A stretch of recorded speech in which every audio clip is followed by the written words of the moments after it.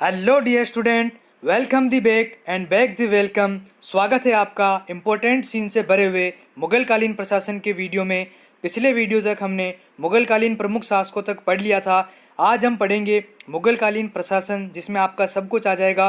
प्रमुख अधिकारी कौन कौन थे, अकबर के काल में प्रमुख मंत्री पद कौन कौन से थे, प्रांतीय प्रशासन, सूबेदारी, मुगल शासकों के समय सूबों की संख्या कितनी थी, वित्तीय व्यवस्था, एग्जाम में पूछा जाने वाले मुद्रा प्रणाली और प्रमुख सिक्कों के नाम, सैनिक प्रशासन और मनसबदारी व्यवस्था।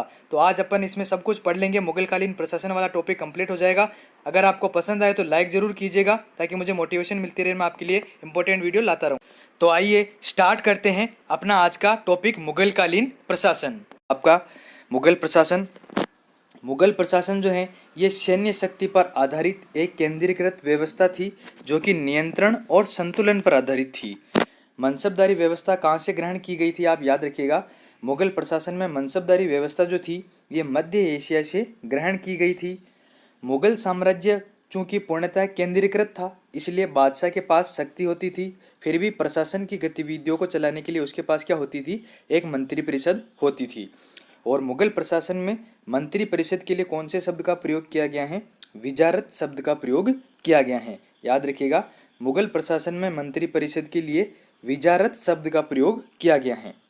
वजीर, जिसे वकील कहा जाता था, बाबर और हुमायूं के समय में इसका पद बहुत अधिक महत्वपूर्ण था। वजीर का पद बाबर और हुमायूं के समय में वजीर का पद बहुत अधिक महत्वपूर्ण था। यह साम्राज्य का प्रधानमंत्री होता था वजीर, और वजीर को सैनिक तथा असैनिक दोनों मामलों में असीमित अधिकार प्राप्त होते थे।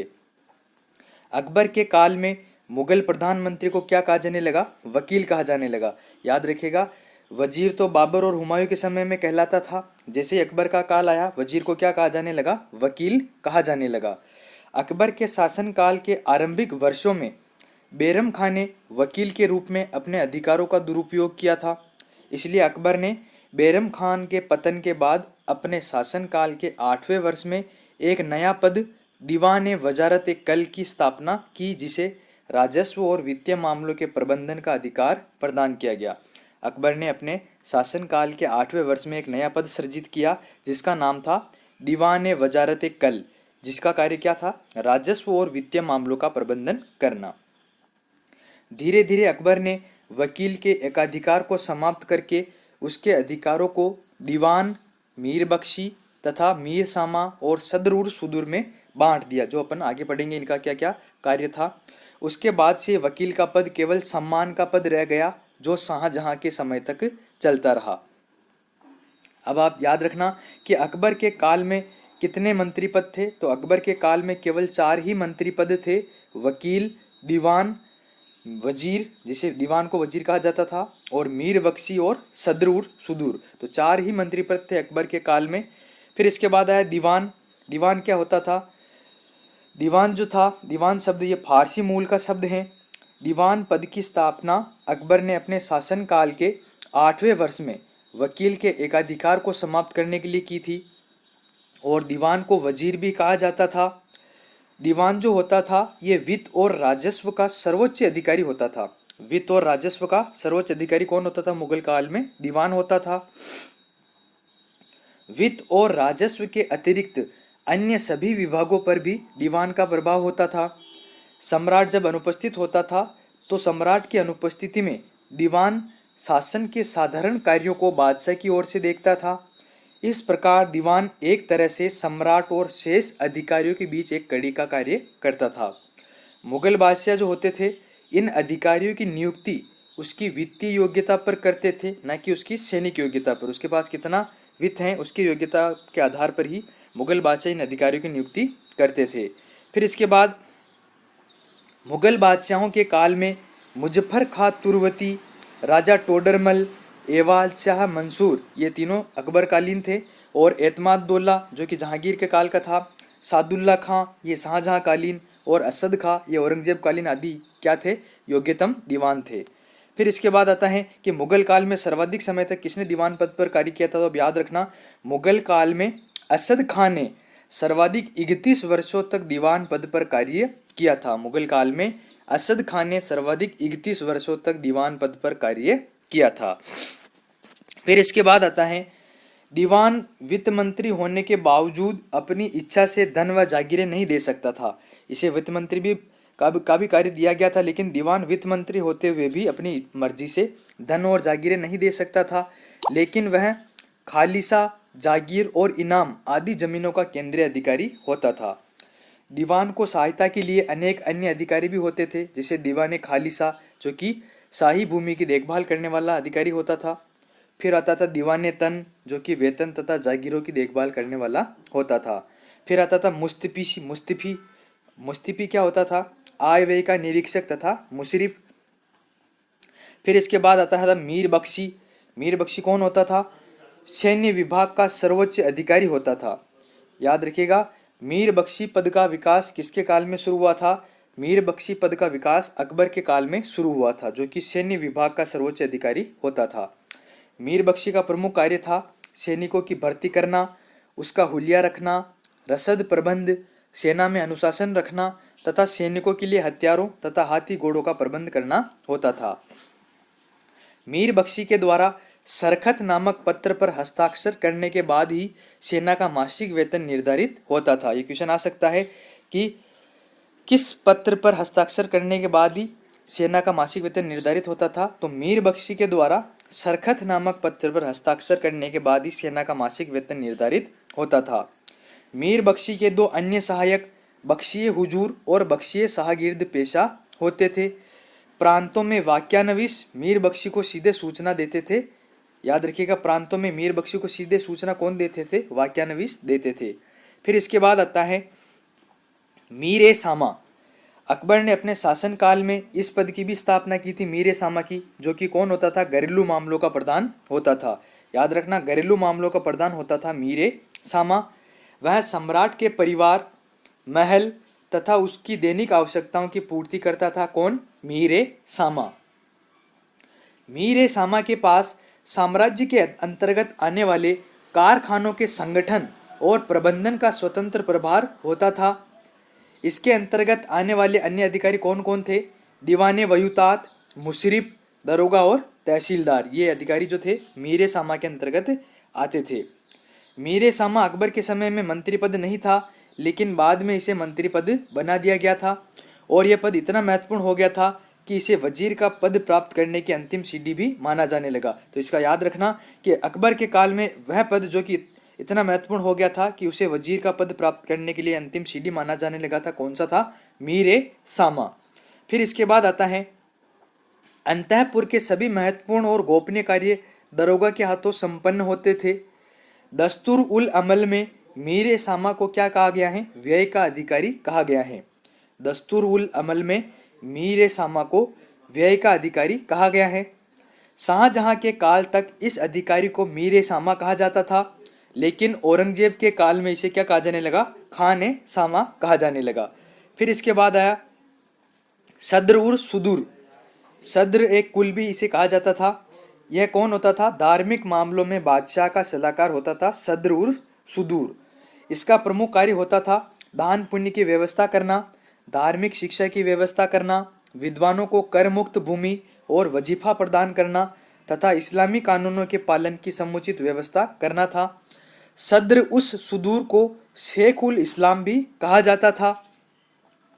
सद्र उस सुदूर को कभी कभी मुख्य काजी का पद भी दिया जाता था, अर्थात जब वह न्याय विभाग के प्रमुख के रूप में कार्य करता था तब उसे क्या कहा जाता था? काजी उल कुजात कहा जाता था।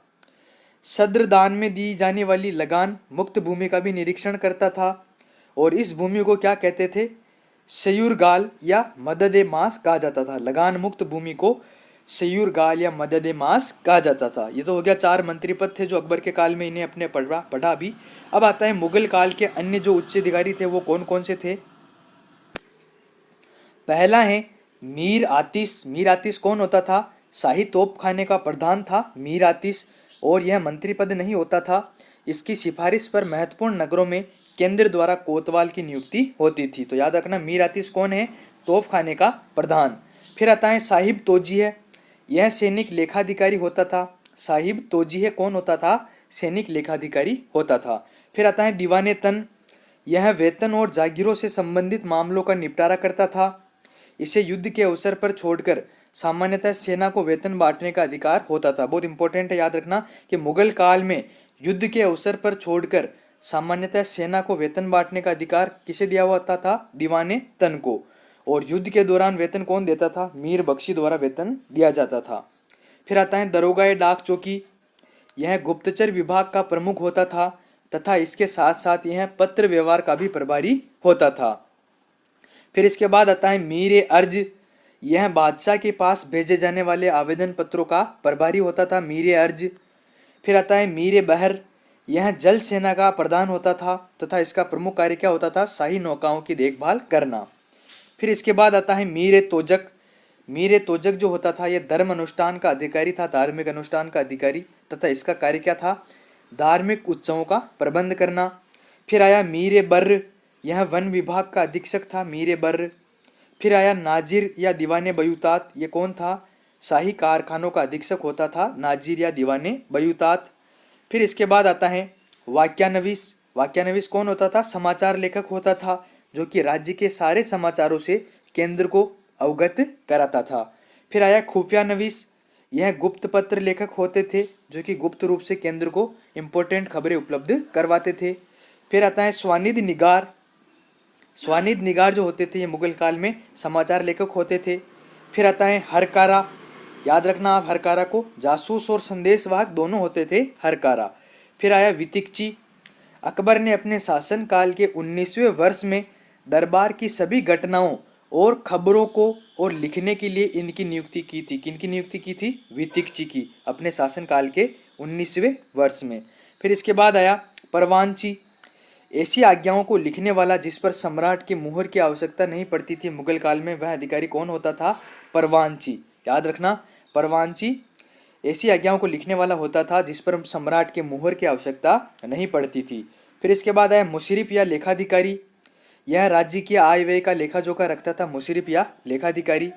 फिर इसके बाद आता है मुस्तौफी। यह मुशरिफ द्वारा तैयार आय व्यय के लेखा जोखा की जांच करता था, मुस्तौफी। फिर आया अमील। अकबर ने अपने शासनकाल के 18वें वर्ष में गुजरात और बिहार तथा बंगाल को छोड़कर संपूर्ण उत्तर भारत में 1 करोड़ दाम आय वाले परगनों की माल गुजारी वसूलने के लिए किन्हें नियुक्त किया था? अमील को नियुक्त किया था, जिन्हें साधारण भाषा में किरोड़ी कहा जाता था, जनसाधारण की भाषा में करोड़ी कहा जाता था। फिर अंतिम है मुसद्दी।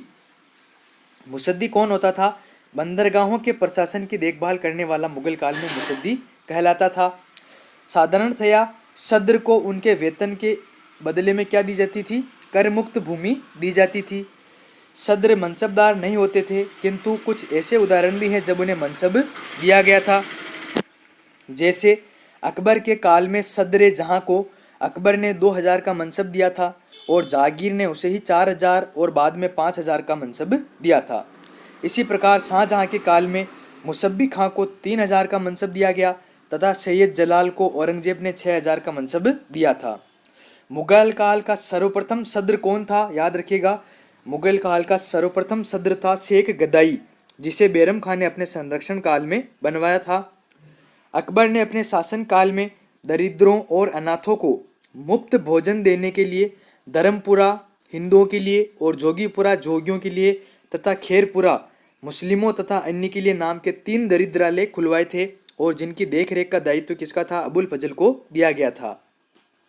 अकबर ने वेश्याओं के लिए शैतानपुर नगर की स्थापना भी की थी। फिर इसके बाद आता है मुहतसिब।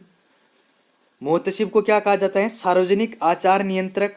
प्रजा के नैतिक चरित्र की देखभाल करने के लिए औरंगजेब ने मुहतसिबों की नियुक्ति की थी। याद रखना, मुगल काल में प्रजा के नैतिक चरित्र की देखभाल करने के लिए किस मुगल शासक ने मुहतसिबों की नियुक्ति की थी? तो औरंगजेब ने की थी। मुहतसिबों का मुख्य कार्य शरीयत के प्रतिकूल काम करने वालों को रोकना तथा आम जनता को दुष्चरित्रता से बचाना था। किंतु कभी कभी मुहतसिबों को मापतोल के पैमाने की देखभाल करना तथा वस्तुओं के मूल्यों को निश्चित करने का दायित्व भी दिया जाता था।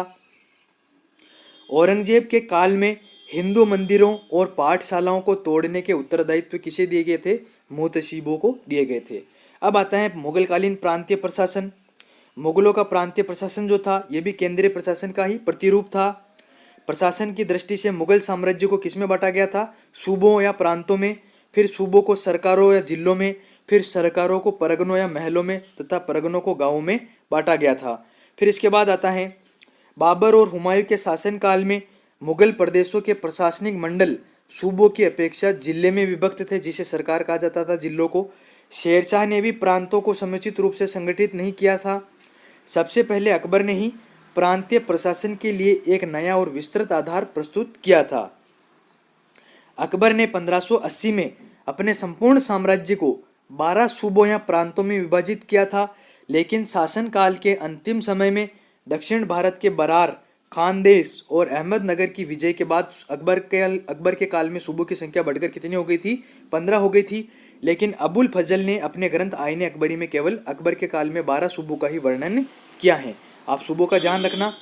जहांगीर ने कांगड़ा विजय करके उसे लाहौर सूबे में मिला लिया, जो पहले ही से ही एक सूबा था। इसलिए जहांगीर के समय में सूबों की संख्या कितनी रही थी? पूर्ववत 15 ही रही थी। अकबर के काल में 12 थी और जहांगीर के काल में 15 हुई। शाहजहां ने कश्मीर, ठट्टा और उड़ीसा को, जो अकबर के समय में क्रमशः लाहौर, मुल्तान और बंगाल सूबों में शामिल थे, उन्हें स्वतंत्र सूबा बना दिया, जिससे कि शाहजहां के काल में सूबों की संख्या बढ़कर कितनी हो गई थी? 18। याद रखना, अकबर के काल में 12, जहांगीर के काल में 15, शाहजहां के काल में कितनी? 18। अब आता है अंतिम। औरंगजेब द्वारा बीजापुर को मिलाया गया था 1686 में और गोलकोंडा को 1687 में मिलाया गया था, जिसके कारण सूबों की संख्या बढ़कर कितनी हो गई थी? 20। औरंगजेब के अकबर के काल में 12, जहांगीर के काल में 15, शाहजहां के काल में 18 और औरंगजेब के काल में 20 हुई थी सूबों की संख्या। फिर इसके बाद आता है सूबेदार। अकबर के काल में प्रांतीय प्रशासन के प्रमुख अधिकारी को सरकारी तौर पर सिपह सालार अर्थात गवर्नर कहा जाता था, जिसे उसके उत्तराधिकारी के समय में नाजिम या नाजिम में सूबा कहा जाने लगा। लेकिन जनसाधारण में वह सूबेदार, सूबा साहब या केवल सूबा के नाम से जाना जाता था। अब आती है इंपॉर्टेंट मुगलकालीन वित्त व्यवस्था, जिसमें रीट में क्वेश्चन पूछा जाता है सिक्कों के बारे में। मुगलकालीन मुद्रा प्रणाली। मुगल काल में सिक्का तीनों धातुओं अर्थात सोने, चांदी और तांबे में निर्मित होता था। बाबर के चांदी के सिक्कों पर एक तरफ कलमा और चारों खलीफाओं का नाम तथा दूसरी ओर बाबर का नाम और उपाधि अंकित थी। बाबर ने काबुल में चांदी का शाहरुख तथा कंधार में बाबरी नाम का सिक्का चलाया था।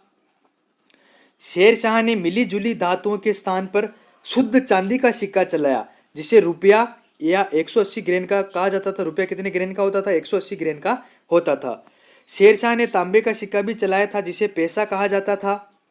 मुगलकालीन मुद्रा को एक सुव्यवस्थित और व्यापक आधार किस मुगल शासक ने प्रदान किया था? अकबर ने किया था। अकबर ने 1577 में दिल्ली में एक शाही टकसाल बनवाई थी, जिसका प्रधान ख्वाजा अब्दुल समद को नियुक्त किया था। अकबर ने अपने शासन के प्रारंभ में मुहर नामक एक सोने का सिक्का चलाया था, जो कि मुगल काल का सबसे अधिक प्रचलित सिक्का था। याद रखना, क्वेश्चन बन सकता है कि मुगल काल का सबसे अधिक प्रचलित सिक्का कौन सा था? तो कौन सा था? मुहर था। आईने अकबरी के अनुसार मुहर कितने रुपए के बराबर होता था? 9 रुपए के बराबर एक मुहर होता था। अकबर द्वारा चलाया गया सबसे बड़ा सोने का सिक्का कौन सा था? संसब था। याद रखना, अकबर द्वारा चलाया गया सबसे बड़ा सोने का सिक्का संसब था, जो कि 101 तोले का था और यह बड़े लेन देन में प्रयुक्त होता था। फिर इसके बाद आता है अकबर ने सोने का एक इलाही सिक्का भी चलाया था, जिसका मूल्य 10 रुपए के बराबर था और यह गोलाकार सिक्का था। चांदी का मानक सिक्का रुपया, जो कि शेरशाह द्वारा प्रवर्तित कहलाता था, जिसका वजन 175 ग्रेन का था। यह मुगलकालीन मुद्रा व्यवस्था का आधार था। फिर इसके बाद आता है अकबर ने चांदी का एक चौकोर या वर्गाकार सिक्का चलाया, जिसे जलाली कहा जाता था। अकबर ने तांबे का एक सिक्का दाम भी चलाया था, जो रुपए के 40वें भाग के बराबर होता था। अब आप ये याद रखना, दाम कौन सा सिक्का था? तांबे का था। जलाली कौन सा सिक्का था? चांदी का था। तांबे का सबसे छोटा सिक्का जीतल कहलाता था, जो एक दाम के 25वें भाग के बराबर होता था और जिसका प्रयोग केवल हिसाब किताब के लिए ही होता था। लेकिन सिक्के के रूप में जीतल का अस्तित्व नहीं था और इसे फुलूस या पैसा भी कहा जाता था। अकबर ने अपने कुछ सिक्कों पर राम और सीता की मूर्ति अंकित करवाई और देवनागरी में राम सिया लिखवाया था। अकबर ने असीरगढ़ दुर्ग की जीत की स्मृति में एक सोने का सिक्का चलाया, जिस पर एक और बाज और दूसरी ओर टकसाल का नाम तथा ढालने की तिथि अंकित करवाई थी। 1616 तक रुपए का मूल्य 40 दामों के बराबर था, लेकिन 1627 के बाद यह लगभग 30 दामों के बराबर हो गया था। जहांगीर ने निसार नामक एक सिक्का चलाया था जो कि रुपए के चौथाई मूल्य के बराबर होता था। शाहजहां ने दाम और रुपए के बीच आना नामक सिक्के का प्रचलन करवाया था। अब इम्पोर्टेंट फैक्ट ये ध्यान रखना, मुगल काल में सर्वाधिक रुपए की ढलाई किस मुगल शासक के काल में हुई थी? औरंगजेब के काल में सर्वाधिक रुपए की ढलाई हुई थी। औरंगजेब ने राज्यारोहण के बाद सिक्कों पर कलमा अंकन की प्रथा को बंद करवा दिया। औरंगजेब ने अपने अंतिम काल में ढाले गए कुछ सिक्कों पर मीर अब्दुल बाकी शाहबई द्वारा रचित एक पद्य अंकित करवाया था। अबुल फजल के अनुसार 1575 ईस्वी में सोने के सिक्कों को ढालने के लिए 4 टकसालें थी, चांदी के सिक्के के लिए 14 टकसालें थी और तांबे के सिक्कों के लिए 42 टकसालें थी। मुगल काल में टकसाल के अधिकारी को दरोगा कहा जाता था। जहांगीर ने अपने कुछ सिक्कों पर अपना और नूरजहां दोनों का नाम एक साथ अंकित करवाया था, जबकि कुछ सिक्कों पर उसकी आकृति हाथ में शराब का प्याला लिए हुए अंकित हैं। याद रखना, मुगल काल में टकसाल के अधिकारी को दरोगा कहा जाता था। माप तोल के पैमाने अकबर के सिंहासन रूढ़ होने से पूर्व उत्तर भारत में नाप के लिए सिकंदरी गज चलता था, जो कि 39 अंगुल अथवा 32 इंच का होता था। लेकिन अकबर के काल में माप तोल के पैमाने का स्थान किसने ले लिया था? इलाही गज, जो कि 41 अंगुल अथवा 33 इंच का होता था। मोरलैंड ने दक्षिणी भारत में नाप के लिए प्रयुक्त होने वाली कोवाड़ नामक इकाई का उल्लेख किया है, जो सूती और ऊनी वस्तुओं को नापने के लिए प्रयुक्त होता था। अरब व्यापारियों ने समुद्री तटों पर बहार नामक तोल की इकाई लागू की थी। इसी प्रकार गोवा में कैंडी नामक तोल की इकाई प्रचलित थी। अब आता है मुगलकालीन सेना। मुगल सेना विभिन्न प्रजातियों की एक मिश्रित सेना थी, जिसमें ईरानी, तुरानी, अफगान, भारतीय मुसलमान और मराठों सभी को भर्ती किया गया था। मुगल सेना का गठन कौन सी पद्धति पर किया गया था? याद रखिएगा, दशमलव प्रणाली पर मुगल सेना का गठन किया गया था। और मुगल सेना के दल को 4 श्रेणियों में बांटा गया था। अधीनस्थ राजाओं की सेना, मनसबदारों की सैन्य टुकड़ियां, अहदी सैनिक और दखिली सैनिक, जो कि पूरक सैनिक होते थे। अहदी सैनिक कौन थे? एक तरह से बादशाह के सैनिक होते थे अहदी सैनिक। इनकी भर्ती, वेतन, वस्त्र और घोड़े सब राज्य की ओर से दिए जाते थे और उन्हें एक अलग अमीर और बख्शी के अधीन रखा जाता था। अहदी सैनिकों को बादशाह कभी कभी मनसबदारी की सेवा में भी नियुक्त कर सकता था। एक अहदी घुड़सवार को 500 रुपये वेतन देने का उल्लेख मिलता है, जबकि एक साधारण घुड़सवार को 12 रुपये से 15 रुपये तक वेतन दिया जाता था।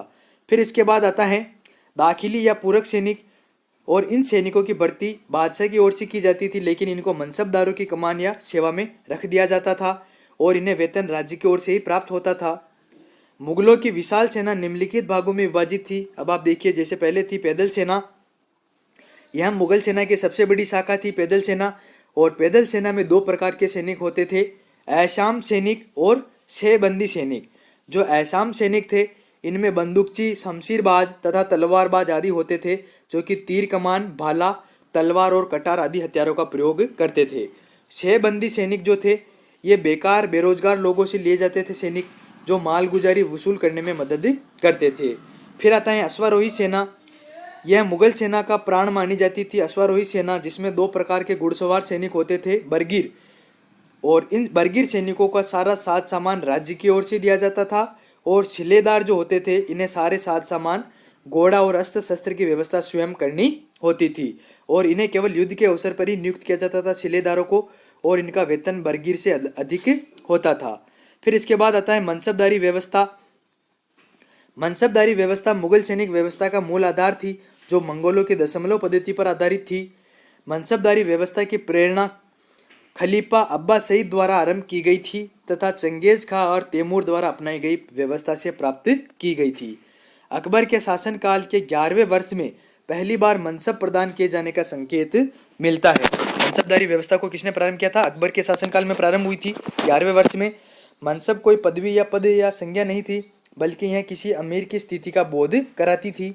इसी प्रकार मनसब का अर्थ क्या होता था? पद या श्रेणी था। अकबर ने अपने संपूर्ण मनसब को अल्लाह शब्द की गणना के योग अर्थात 1 + 30 + 30 + 5 अर्थात 66 श्रेणियों में विभाजित किया था, लेकिन अबुल फजल ने केवल 33 श्रेणियों का ही उल्लेख किया है। अकबर के समय पूछे कि अकबर के समय मनसब कितने थे, किसने श्रेणी में विभाजित थे, तो 66।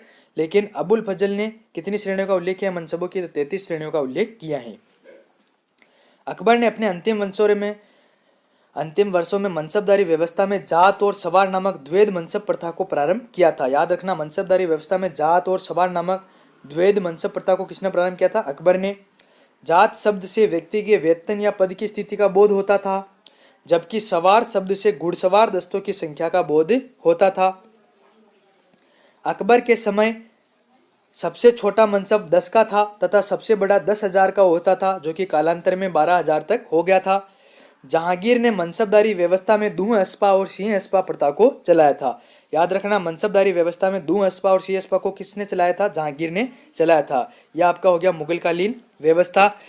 अगर आपको वीडियो पसंद आए तो लाइक जरूर कीजिएगा और इसे शेयर कीजिएगा।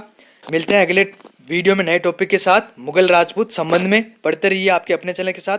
जय हिंद, जय भारत।